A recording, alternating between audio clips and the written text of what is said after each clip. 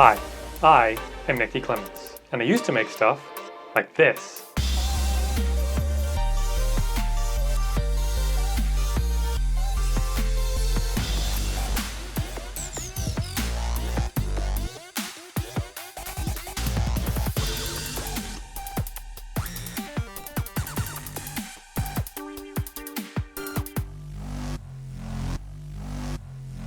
Welcome to part 2 of making a keyboard from a keyboard. You're welcome, these people. Actually, thank you to those people. I really appreciate everyone who commented asking for part 2, especially recently. It really gave me the motivation to get back to this project and make this video. Now, we left things off in the last video, having traced all of the pins for all the keys that I want to use on the mini keyboard, although I realized I forgot to trace probably the most important key, the D key, and I might as well trace N and C while I'm at it, which will take me up to 16 keys, but I think the layout I want to do will work best with 18 keys, so I'm also going to do space and enter, which could be an important key to have in a BIOS keyboard.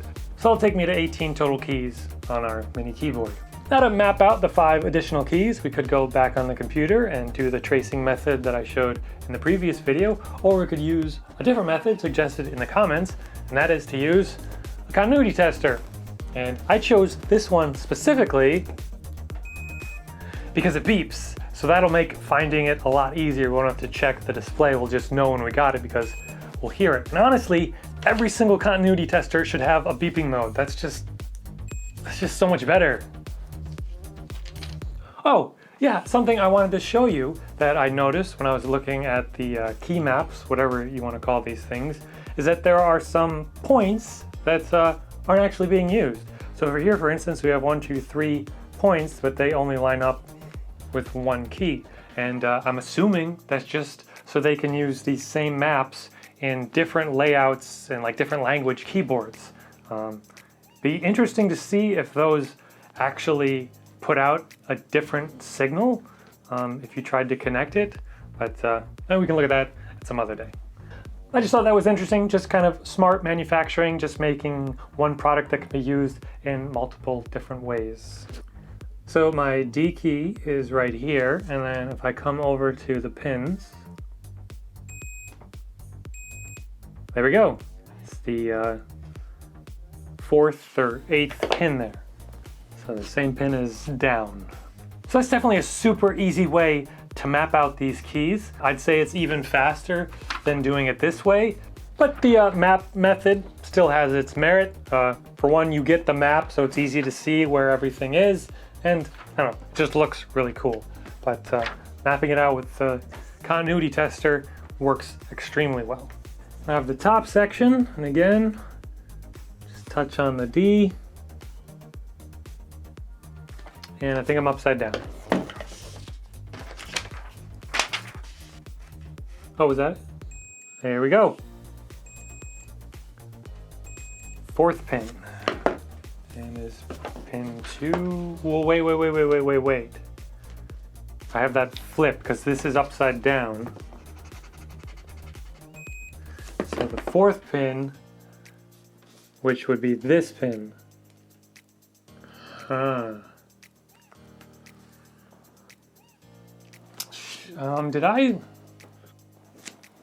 Why does this say left? Okay, I just made some weird incorrect assumptions, and I don't know why, because we have escape and tab here, but escape and right here, so those don't always correlate. The crazy way that some of these are routed, like for left and plus, that we have plus connected to left down here, that it goes all the way around the board, just the way they have to do this to make this pairing system work. So back to tracing out the pins. Pin D should be this one, correct.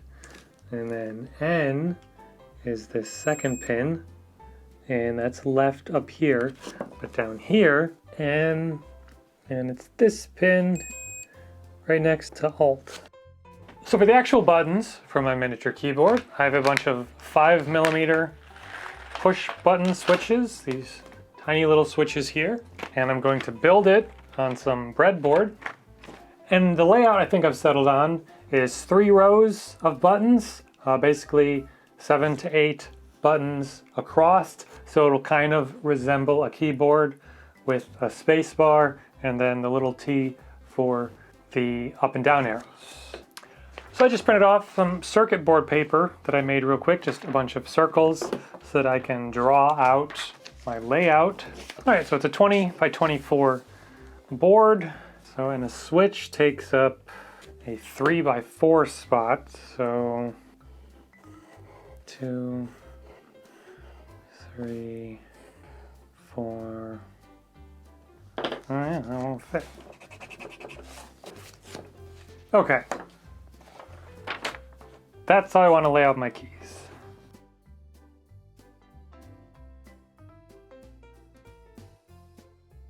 So, right, so there's all of my buttons placed, and I actually really like it.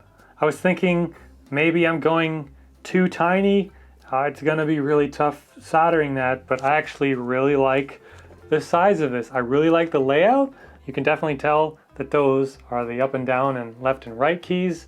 Even just as buttons, I really think it's conveying miniature keyboard. I'm really getting excited about this now. So the first step I think I should do is probably get some solder on all these so that they're not falling out on me. But I also want to just figure out how exactly I need to solder these buttons, which side does what and how they work. So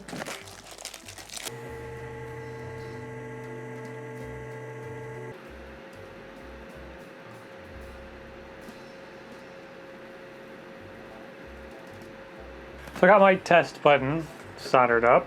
So now what I want to do, I really could use some alligator clips.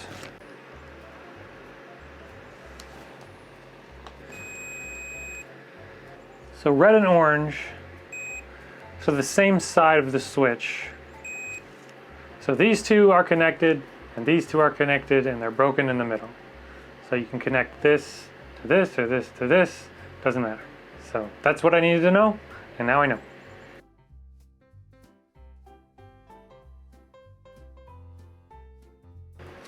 Whoa. All right, well, those are all the buttons soldered onto the board. That went okay. The solder took to the board pretty nicely. It's so hard to see what you're doing, but now the big question is, can I solder wires to all of these? That's gonna be so many little wires. That should be fun. Now, as for the wire, I mean, you can get wire pretty much anywhere, but one of my favorite sources of wire are old parallel port cables, because these things have 25 beautifully colored wires inside of them. So that's a whole bunch of free wire, and I have hundreds of these old cables lying around, and this wire is just great for all sorts of projects. 19 different colors. Some of them are like red and then red white, and those are a little bit harder to identify, but they're still different. And then there's a 20th unshielded wire.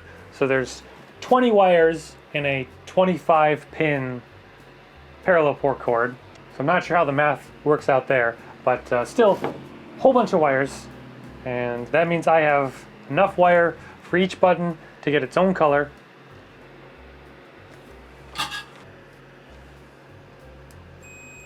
Well, it works. So that's good. 1 down, 17 more to go.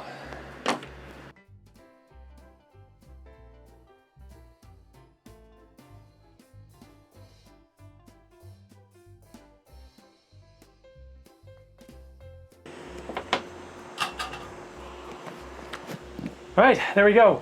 19 switches wired. I forgot that I doubled up the space bar.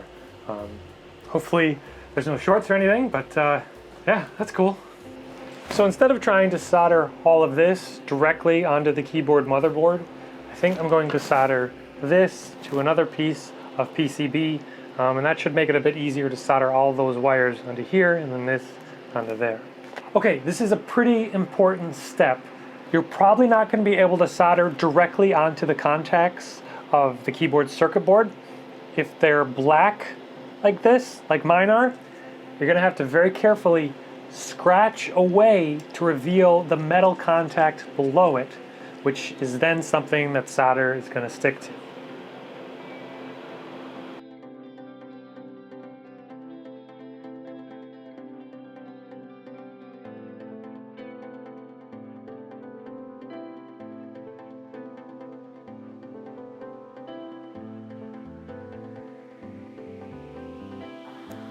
So I have no idea where the video left off. Obviously it left off with this being done and this being done.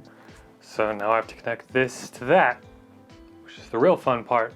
And then now I also have to decide what buttons are going to be controlling what. So just start with left. What do? I take one and go here, and then I take the other and go here. Right? So left is Y. This way. This is going to be Control Alt Delete like this. NDC is going to be here. So C, left. That's right, dummy. Left is white blue. So this was a waste of time. For some reason I thought it would be nicer and easier. Well, it's already done. I might as well use it. So N, which is M, the only one on 13. L, M, N. Put N on M.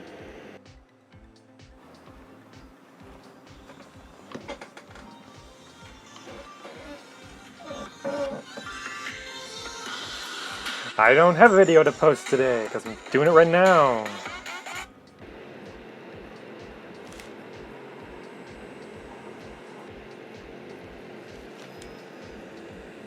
As fun as it would be to wait till the very end to find out that this was a complete fail, I think now would be a good time to give it a test.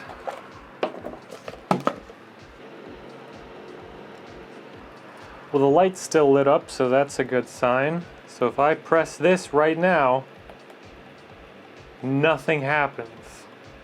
Awesome.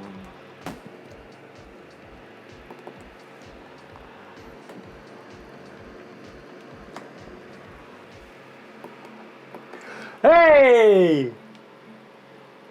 Hey!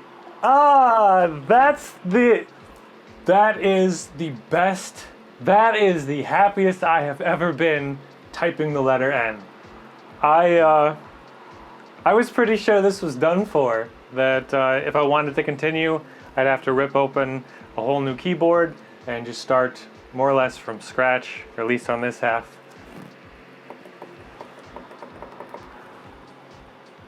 I can type an N. I've spent dozens of hours to be able to type these N's. Okay.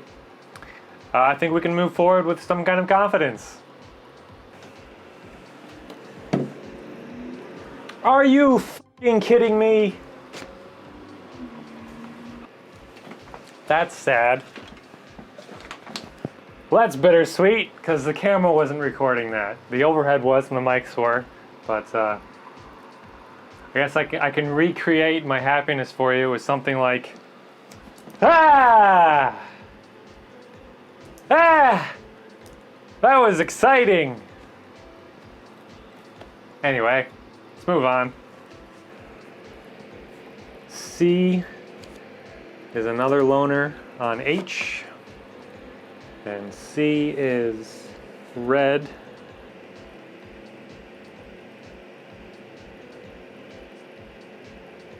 Wait a second. I have security camera footage. I think I can still show you. I can show you what I did. If there is an SD card in there. Did Dum Dum put an SD card back in the security camera? He did! Dum Dum did put an SD card back in the security camera. So I'm going to stop now and get that footage before I forget or it gets overwritten. Okay, so I just stuck H. It's on H. Why do I feel like there's not enough? 1, 2, 3, 4, 5, 6. Wait, 1, 2, 3, 4, 5. 19, 20, 21, 22. What did I do? 22? What the hell? Oh, I cannot count. 1, 2, 3, 4, 5, 6, 7, 8, 9, 10, 11, 12, 12, 13. Oh, Jesus Christ. 3 rows here, 4 rows here. I've been smelling too much solder smoke. That took a long time to understand. Plus, minus, enter. There we go.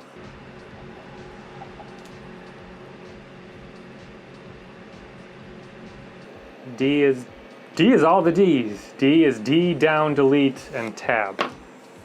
Solid orange? Yeah, solid orange.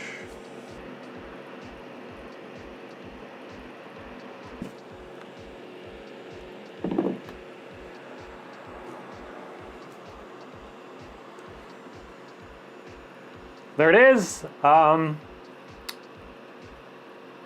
Yeah, let's find out how successful it was. Plug the board in first before plugging it into the computer, which makes sense.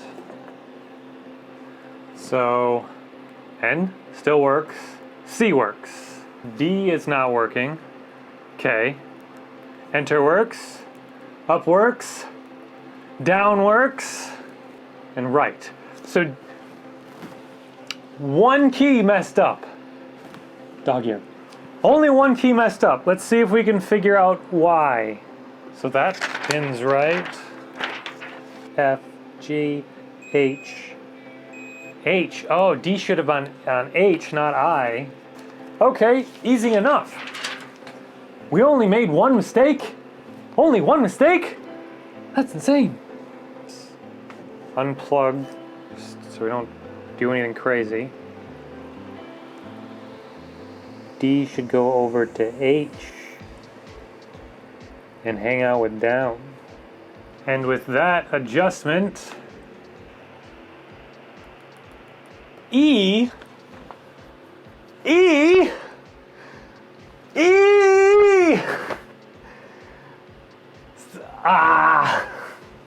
E, C. Why is it E? Did I really map the wrong key? 1, 2, 3's E and D. I mapped the E. Oh, come on. You don't have enough charge?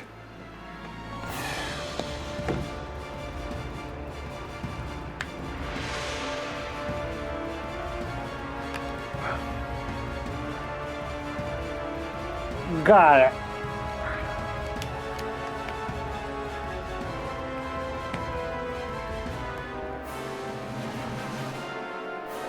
All right. The big reveal.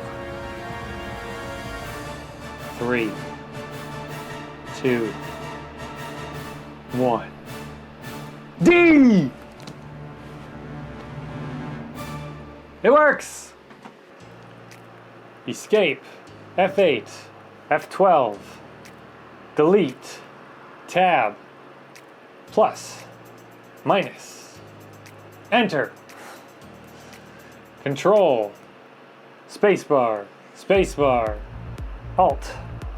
N, D, C. Up. Left. Right. Down. Left. Left. Oh no, it worked. It just didn't work there.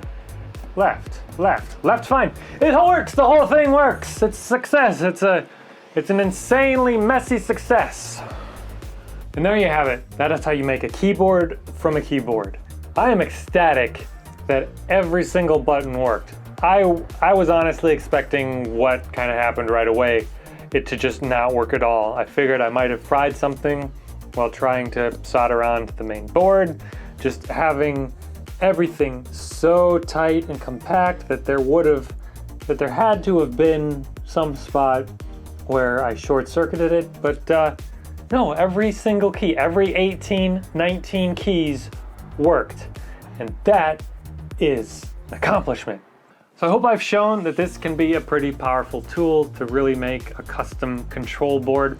You don't nearly need to make it as complicated as I have here by going so tiny and so compact. Doing something like the big buttons that I showed in the first part, where you're only dealing with like 5 different keys and everything's really wide and spread out, something like that is going to be a lot easier than doing something like this. This is probably the most soldering I've ever done and the most complex, like small scale soldering that I've done, but it was a really awesome challenge, and I think I nailed it.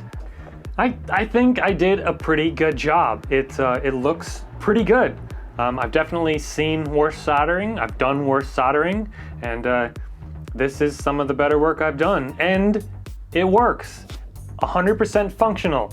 So you really can't argue with that. And the final button board looks awesome. I say final, but I actually do have a third part in mind. I'd like to try and design some sort of 3D printed enclosure to kind of actually make it look like a tiny little keyboard.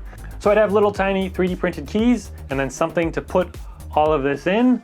So I have some decisions to make about if I want to go through the hassle of maybe extending these so that this little chunk could sit on its own.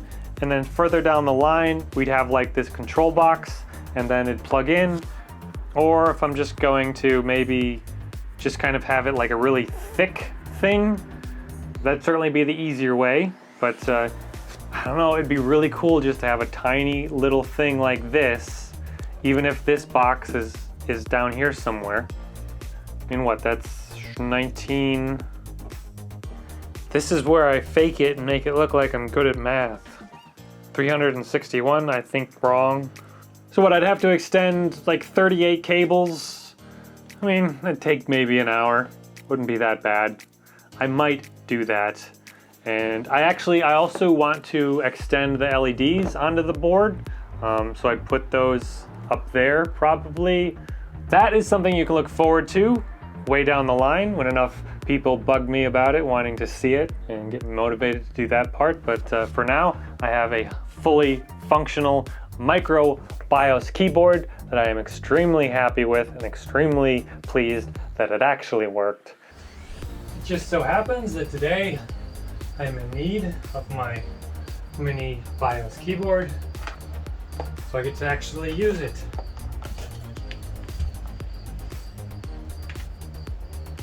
Alright, plugged into the PS2 port. Restart. Oh, Control Delete works. So where did I put? There we go. Enter. Yes. And Samsung.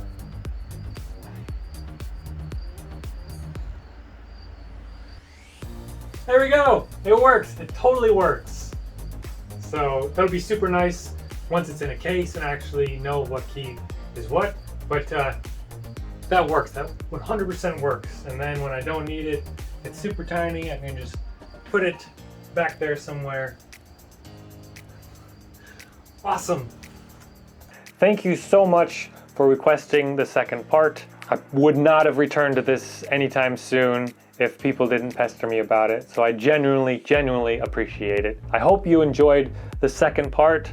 I hope I figured out a way to condense all of this monotonous, tedious work into something entertaining to watch.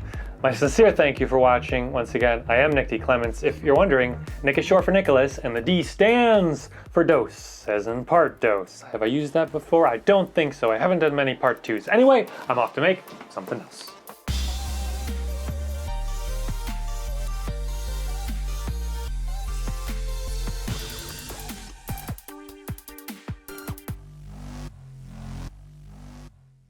One thing I can't seem to remember.